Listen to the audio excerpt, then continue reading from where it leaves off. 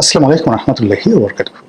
সম্মানিত দর্শক, বাংলাদেশের রাজনীতিতে আওয়ামী লীগের অপরিহার্যতা কিংবা ধরুন অপ্রয়োজনীয়তা, অপাংক্তেয়তা, আপনি নেতিবাচক বলেন, ইতিবাচক বলেন, কোনো অবস্থাতেই দৈনন্দিন যে রাজনীতির আলোচনা, সেই আলোচনা থেকে আওয়ামী লীগকে বাদ দেওয়া যাচ্ছে না। জামাতের নেতৃত্বাধীন 11টি দল এবং বিএনপির নেতৃত্বাধীন যে দলগুলো এই মুহূর্তে রাষ্ট্র ক্ষমতা আছে, সবাই মিলে প্রাণান্ত চেষ্টা করছে আওয়ামী লীগের নামটি যেন জনগণ না নেয়। আওয়ামী লীগকে কালার করার জন্য, আওয়ামী লীগকে অপদস্থ করার জন্য, ছোট করার জন্য যা ইচ্ছা তাই তারা করে যাচ্ছে। কিন্তু এ যেন এক অদ্ভুত নিয়তির খেলা। সরকার এবং বিরোধী দল যত বেশি চেষ্টা করছে, আওয়ামী লীগ তত বেশি মানুষের কাছে প্রাসঙ্গিক হয়ে যাচ্ছে। আলাপ আলোচনায়, পথে ঘাটে, মাঠে, রাস্তায় যেখানে আলোচনা হচ্ছে, সেটা বিদ্যুৎ নিয়ে হোক, ভাঙাচোরা রাস্তা নিয়ে হোক, কর্মসংস্থান নিয়ে হোক, আইন শৃঙ্খলা নিয়ে হোক, ঘুরে ফিরে মানুষ আওয়ামী লীগের কথা বলছে। আবার যখন আওয়ামী লীগের নাম আসছে, অপরিহার্যভাবে সেখানে শেখ হাসিনার নাম চলে আসছে।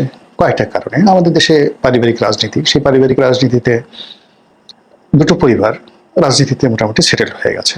একদিকে শেখ পরিবার, অন্যদিকে জিয়া পরিবার, অর্থাৎ বঙ্গবন্ধু পরিবার, আর অন্যদিকে জিয়া পরিবার। তো সেক্ষেত্রে বঙ্গবন্ধু পরিবারে শেখ হাসিনার যে বিকল্প নেতৃত্ব, সেই বিকল্প নেতৃত্বটা এখনো পর্যন্ত গড়ে ওঠেনি।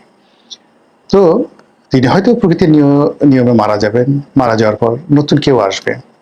এবং যতদিন বেগম জিয়া ছিলেন, তারেক রহমান সাহেব অনেক কিছুই হ্যান্ডেল করেছেন, কিন্তু মানুষের মন মানসিকতা আসলে বেগম জিয়া যতদিন হাসপাতালে, এমনকি অচেতন অবস্থায় ছিলেন, মানুষের চিন্তা চেতনা কিন্তু বেগম জিয়াকে কেন্দ্র করেছিল। তিনি হবেন প্রধানমন্ত্রী, তিনি হবেন রাষ্ট্রপতি, ওই চিন্তা করে কিন্তু বিএনপির নেতাকর্মীরা নিজেদেরকে ঐক্যবদ্ধ রেখেছে। কিন্তু তিনি তার ইন্তেকালের পর তারেক রহমান সাহেব চলে আসছেন, পারছেন কি পারবেন না বা কতটুকু যোগ্য সেটা পরের বিষয়। কিন্তু সেই যে পরিবারতন্ত্র, সেই পরিবারতন্ত্রের ধারাবাহিকতা এসে তিনি এভাবে বসলেন। কিন্তু যতদিন পর্যন্ত বেগম জিয়া ছিলেন, ততদিন পর্যন্ত পূর্ণকালীন একেবারে অ্যাক্টিং চেয়ারপারসন হওয়া সত্ত্বেও দলের মধ্যে তার কিন্তু প্রভাব ছিল, কিন্তু সার্বজনীনতা ছিল না, ইউনিভার্সালিটি ছিল না, বিশ্বজনীন ছিল না।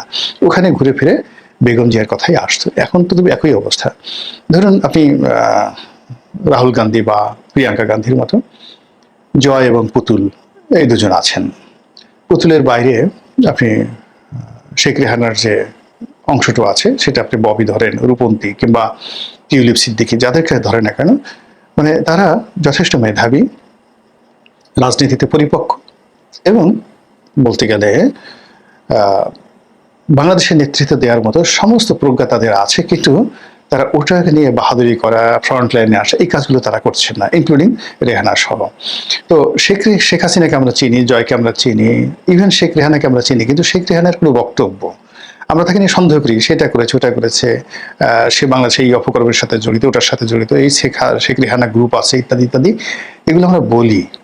কিন্তু তার কোনো বক্তব্য, মানে ওই যে সালমান এফ রহমানের সাথে তার একটা টেলিফোনিক কনভারসেশন ছাড়া আপনি এখনো পর্যন্ত তার একটা কর্ম, তার একটা সিগনেচার বা তার ছেলে মেয়ের কোনো একটা ঘটনা আপনি ওইভাবে কালার্ট করতে পারবেন না। তো বোঝার চেষ্টা করুন যে এই পরিবারটি, অর্থাৎ শেখ হাসিনার বোন শেখ রেহানার যে পরিবারটি, তারা একমাত্র তাদের আত্মীয়ের মধ্যে তারেক সিদ্দিকী, কিন্তু তারেক সিদ্দিকী আসলে শেখ রেহানার যতটা না কাছে, তার চেয়ে শেখ হাসিনার স্নেহধন্য ছিলেন। কিন্তু শেখ রেহানার হাজব্যান্ড যদি ধরেন ডক্টর শফিক সিদ্দিকী সাহেব, ববির কথা ধরেন, তার ছেলের কথা, অন্য মেয়ের কথা ধরেন, স্বয়ং যাকে বলা হয় শেখ রেহানার কথা ধরেন, আপনি গল্প করতে পারবেন, বিভিন্ন অভিযোগ করতে পারবেন, কিন্তু তথ্য প্রমাণ আপনি হাজির করতে পারবেন না। It means politically they are matured, তারা জানে যে কি করে রাজনীতিটা সংযুক্ত রাখতে হয়।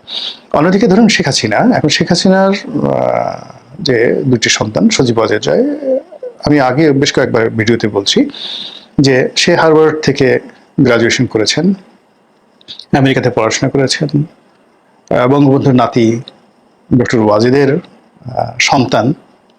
ডক্টর ওয়াজেদ বাংলাদেশের যে কজন ক্ষণজন্মা মেধাবী পুরুষ জন্ম নিয়েছেন, বিজ্ঞানী যাকে বলা হয় বিজ্ঞানী, সেই বিজ্ঞানীদের মধ্যে অন্যতম ব্যক্তি তিনি। ভালো ছাত্র, মেধাবী, পাগলাটে, খ্যাপাটে, সফল, সার্থক, সব কিছু, খেলাধুলা সবকিছু। Doctor Wazed is a unique person. তার পৌরুষ জাত সন্তান হলো সজীব ওয়াজেদ। আপনি তাকে যতই পাগল বলেন না কেন, যতই ছাগল বলেন না কেন, কিন্তু গর্বটা কার, মানে ইউট্রাসটা কার, জরায়ু কার, গর্ভাশয় কার? সেগুলো শেখ হাসিনার।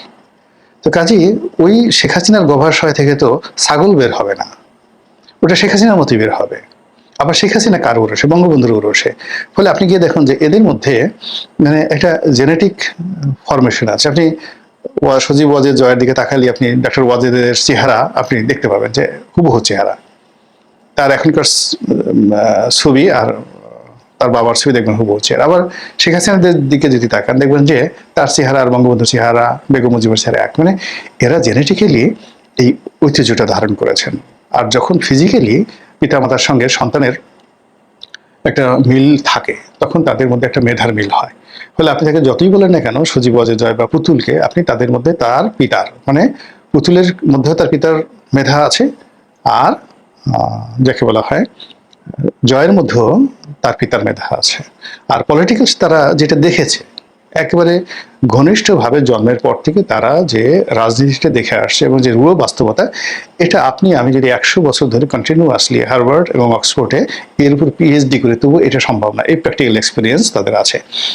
তো কাজেই যেহেতু শেখ হাসিনা রাজনীতিতে এমন একটা বটবৃক্ষ হয়ে গেছে আওয়ামী রাজনীতিতে, ফলে সেই বটবৃক্ষের নিচে কোনো অবস্থাতেই পুতুলকে আপনার রাজনীতিবিদ মনে হচ্ছে না, সজীব ওয়াজেদ জয়কেও আপনার রাজনীতিবিদ মনে হচ্ছে না।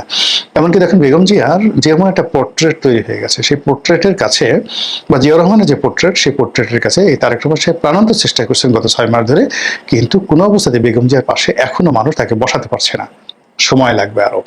তো সেই দিক থেকে যেটা হলো যে ঘুরে ফিরে জয়ের যত যোগ্যতা থাকুক, পুতুলের যত যোগ্যতা থাকুক, পুতুল ডাব্লিউএসওর মানে আঞ্চলিক রিজিওনাল ডিরেক্টর, এটা একটা অকল্পনীয় পদ। আপনি দেখেন তার যে ইংরেজির প্রোনাউন্সিয়েশন, তার যে বক্তব্য, যে কটা বক্তব্য তিনি ডাব্লিউএসওর পক্ষ থেকে জাতির সামনে দিয়েছেন, মানে এটা গ্লোবাল, মানে বিশ্বে এত সুন্দর করে ইংরেজিতে জাতিসংঘ বা যে কোনো একটা বিষয়কে রিপ্রেজেন্ট করতে পারে। আমি তো পুতুলের মতো এত সুন্দর বক্তব্য শুনিনি কারো মুখে।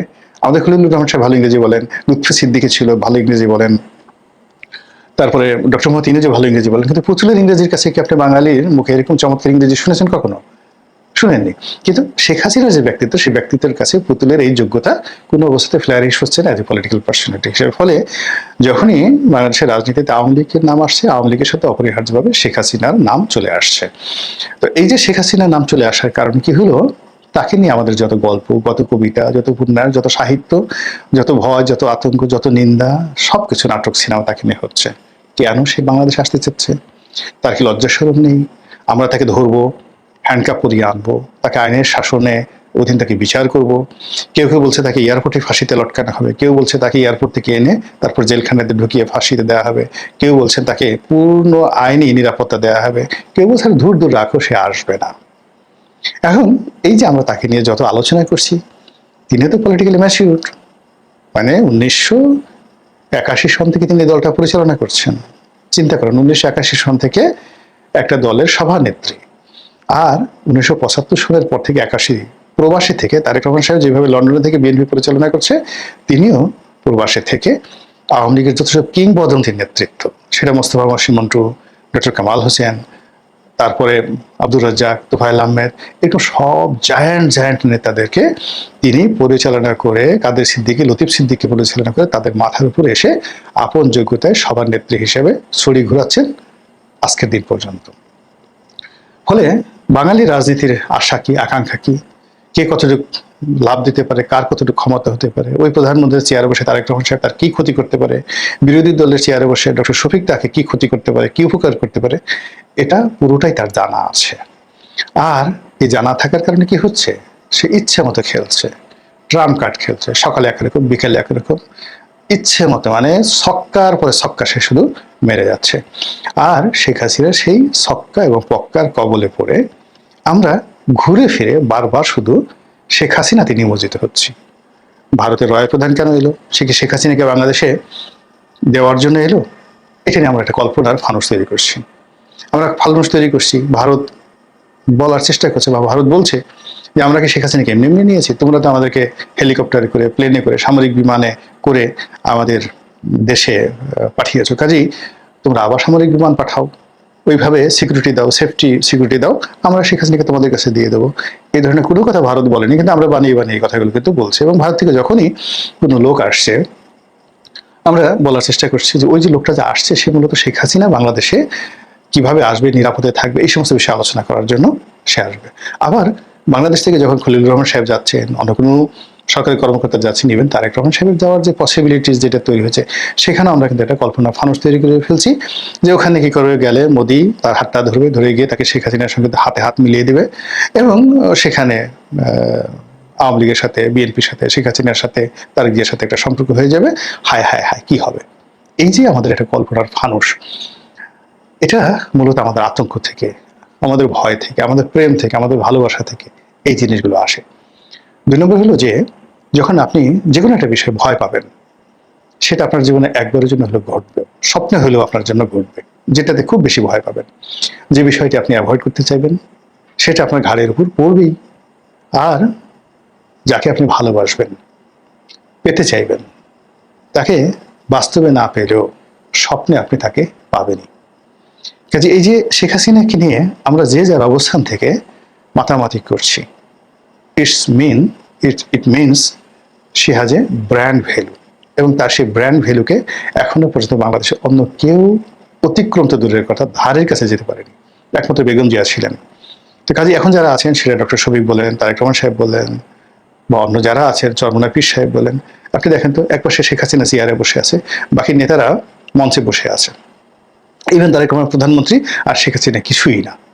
শেখ হাসিনা বসে আছে মঞ্চে, একেবারে ওই যে আপনি দেখবেন বুড়ি, যেভাবে এখন তাকে পোর্ট্রেট রাখা হয়েছে, ক্যান্সার হয়ে গেছে, মরে গেছে, ভিক্ষা করতেছে রাস্তায়, এরকম অনেকগুলো ছবি টবি আপনারা প্রচার করছেন, ওইরকমই একজন বুড়ি বা ভিক্ষুককে খালি শেখ হাসিনার মুখটা চেয়ারে বসাই দেন, তার পাশে ডক্টর ইউনূসকে বসাই দেন, সঙ্গে সঙ্গে উইদিন 1 মিনিটে ডায়রিয়া হয়ে যাবে, কাপড় চোপড় চেয়ার সবগুলো নষ্ট করবে। এবং এটা দেখেন, মানে মানুষের প্রেসারে প্রেসারে এবং উচ্চতায় যে কি অবস্থা। আপনি ধরেন 10 দিন আপনার কোষ্ঠকাঠিন্য, এই 10 দিন কোষ্ঠকাঠিন্য নিয়ে আপনি পাহাড়ে উঠেন, পাহাড়ে উঠে আপনি আপনার সামর্থ্যের বাইরে পানি খাওয়া ছাড়া, সুগার ছাড়া আপনি পাহাড়ে উঠেন, আপনি দেখুন মুহূর্তের মধ্যে আপনার ডিহাইড্রেশন হয়ে গেছে, একেবারে যেটাকে বলে দাস্ত, জোলাপ, ডায়রিয়া, হাগা হয়ে যাবে, কাপড় চোপড় সব হয়ে যাবে।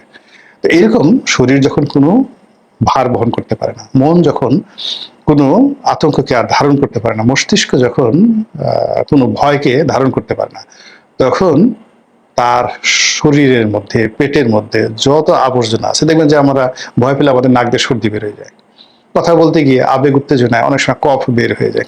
1 সপ্তাহের মধ্যে আপনি কাশেন নাই, কিন্তু সেদিন আপনার কাশি বের হবে। আনন্দে মানুষ হাসতে হাসতে চোখের পানি, নাকের পানি এক করে ফেলে। মসজিদে নামাজ পড়তে যান, ছোট পিছনে বাচ্চা ছিল একটা, একটু দুষ্টামি করতেছে, হাসি দিছে, আপনি বুড়া মানুষ, 80 বছর, আপনাকে ওই দিন হাসতে হবেই, কুটকুট করে হাসতে হবে। আবার হেসে ওই যে আপনি যে হাসছেন, এটা এসে আবার আপনার স্ত্রীর কাছে বলতে হবে। এই হলো হিউম্যান সাইকোলজি।